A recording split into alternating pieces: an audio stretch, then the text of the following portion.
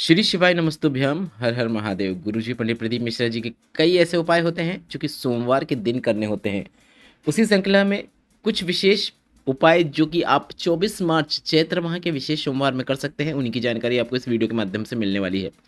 सभी उपाय विशेष हैं, अचूक हैं और हम सभी उपाय वीडियो के माध्यम से भी करके बताएंगे ताकि देखकर समझने में आपको आसानी हो।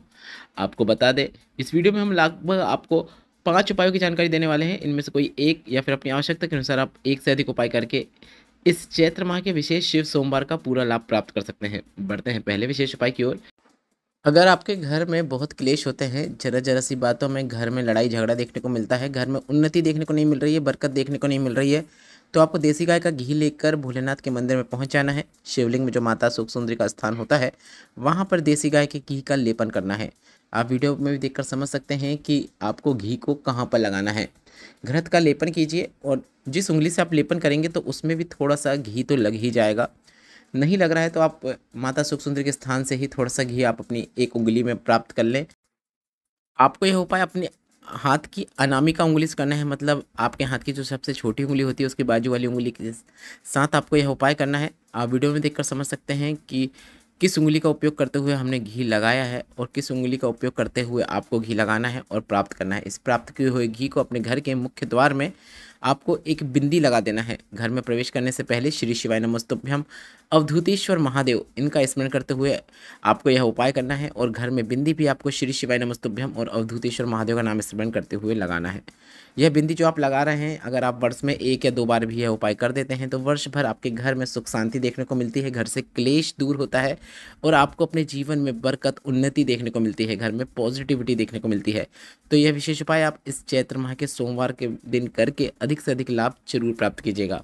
बढ़ते हैं दूसरे विशेष उपाय की ओर। अगर आपका गुस्सा आपके कंट्रोल में नहीं रहता है तो गुस्सा कंट्रोल करने के लिए आप स्वयं अपने लिए भी यह उपाय कर सकते हैं या फिर घर के किसी सदस्य के लिए भी आप यह उपाय कर सकते हैं। आपको 2 शमी पत्र लेना है और दोनों शमी पत्र को लेकर भोलेनाथ के मंदिर में पहुंच जाना है। आप अवधूतेश्वर महादेव का नाम लेते हुए उस व्यक्ति का नाम और गोत्र बोलते हुए यह दोनों शमी पत्र को आपको शिवलिंग पे 2 अलग अलग स्थानों पे अर्पित कर देना है। शिवलिंग में जो पहला स्थान रहेगा वह शिवलिंग में माता सुख सुंदरी का स्थान रहेगा, जहां पर आपको पहला शमी पत्र अर्पित करना है। आप वीडियो में देखकर समझ पाएंगे कि यह उपाय आपको किस प्रकार से करना है। आपको शमी पत्र ऐसा अर्पित करना है कि शमी पत्र की डंडी जो होती है वह जलाधारी की ओर होना चाहिए। आप देख सकते हैं हम शिवलिंग में जो शमी पत्र अर्पित कर रहे हैं वह माता सुख सुंदरी के स्थान पर अर्पित कर रहे हैं। इसके बाद दूसरा शमी पत्र जो रहेगा उसे आपको शिवलिंग से जल जहाँ से नीचे गिरता है बहता हुआ आगे बढ़ता है उस स्थान पर आपको दूसरा शमी पत्र अर्पित करना है। शिवलिंग पे आपको दूसरा शमी पत्र अर्पित नहीं करना है। शिवलिंग के नीचे आपको जहाँ से जल बहता हुआ नीचे जाता है दूसरा शमी पत्र आपको वहाँ पे अर्पित करना है। आप वीडियो में देखकर समझ सकते हैं कि दूसरा शमी पत्र आपको कहाँ पे अर्पित करना है। अभी आपकी स्क्रीन पे दूसरा शमी पत्र दिख रहा है, आपको दूसरा शमी पत्र यहीं पे अर्पित करना है। बस इतना ही करना है। जिस व्यक्ति के लिए कर रहे हैं उसके क्रोध में आपको अंतर जरूर देखने को मिलेगा। अगर स्वयं के लिए भी कर रहे हैं तो आपका गुस्सा भी कंट्रोल होगा। यह उपाय आप अपने गुस्से को शांत करते हुए अवधूतेश्वर महादेव का नाम लेते हुए कर सकते हैं या फिर अटके हुए कार्यों को पूर्ण करने के लिए भी यह उपाय किया जाता है, जिसमें आप श्री शिवाय नमस्तुभ्यम बोलते हुए यह उपाय कर सकते हैं। बढ़ते हैं अगले विशेष उपाय की ओर। गुरुजी पंडित प्रदीप मिश्रा जी ने कहा था, अगर आप किसी नौकरी इंटरव्यू एग्जाम में सफलता प्राप्त करना चाहते हैं तो आपको मेहनत बहुत करना है, कर्म अपने पूरे करना है, पर उसके साथ ही साथ अगर आप मेहनत के साथ साथ एक दूर्वा को शिवलिंग पे अर्पित करते हुए एक कलश जल शिवलिंग पे अर्पित करना शुरू कर देते हैं, ऐसा आप लगातार 3 महीने तक करते हैं या फिर कुछ दिनों के अंतराल में करते हैं, जैसे कि प्रत्येक सोमवार को करते हैं, तो आपको जो उद्देश्य के लिए आपने यह उपाय किया है वह उद्देश्य निश्चित पूर्ण होता है। नौकरी इंटरव्यू एग्जाम में सफलता प्राप्त करने के लिए आप यह विशेष उपाय कर सकते हैं।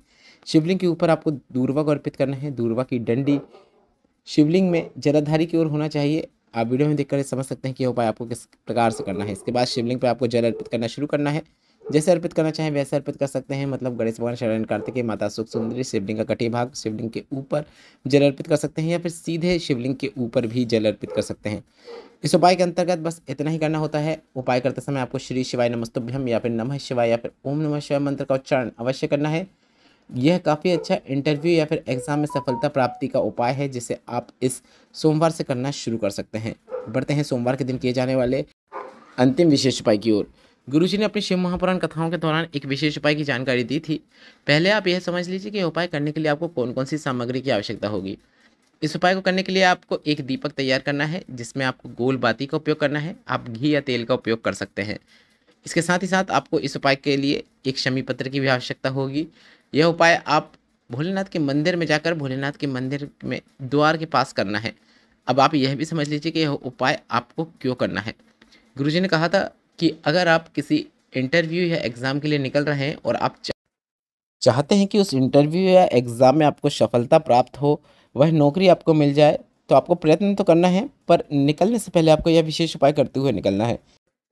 या फिर आप लड़का या लड़की, आपके घर में जो बालक या बालिका है, उनका कोई रिश्ता आपने देखा है, वह आपको अच्छा लग रहा है और आपको लगता है कि यहाँ संबंध पक्का हो जाना चाहिए, इस घर से हमारा रिश्ता जुड़ना चाहिए, तो उसके लिए भी आप यह उपाय कर सकते हैं। बस आप उनके घर के लिए जब निकलें तो आप यह उपाय करते हुए निकलें। संबंध निश्चित पूर्ण होता है, मंगल विवाह होता है। तो आप किसी भी कार्य में सिद्धि प्राप्त करने के लिए, कार्य में सफलता प्राप्त करने के लिए यह सरल और आसान उपाय कर सकते हैं।